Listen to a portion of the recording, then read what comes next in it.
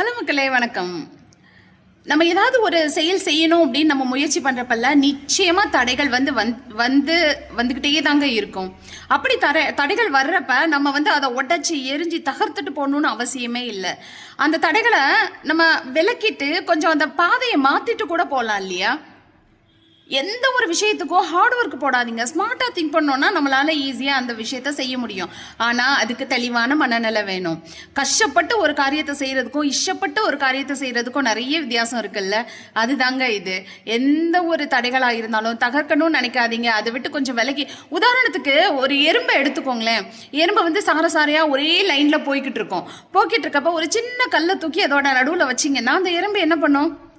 சின்ன கல் தானே, மேபி அதுக்கு பெருசாக கூட இருக்கலாம். ஆனால் அந்த லைனை விட்டு நம்ம கிராஸ் ஆகக்கூடாதுன்னு சொல்லிட்டு அது மேலேயே ஏறி போகுது இல்லையே. அழகாக அந்த கல்லை தாண்டி இன்னொரு பாதை அமைச்சிட்டு அது தன்னோட வழியை பார்த்து போய்கிட்டே இருக்குங்க.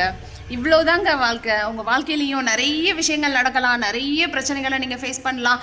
நான் அதை நேரடியாக போய் அடித்து உதச்சி புரிய வச்சு தான் போகணும்னு இல்லை. அவங்கள ஜஸ்ட் இக்னோர், அவங்கள தள்ளி விட்டுட்டு உங்களோட பாதையை, உங்களோட வழிகளை, உங்களை விரும்புகிறவங்கள, உங்களை நம்புகிறவங்கள, அவங்களோட சேர்ந்து பயணப்படுங்க. நீங்கள் எடுக்கக்கூடிய எல்லா முயற்சியும் எல்லா நேரங்களும்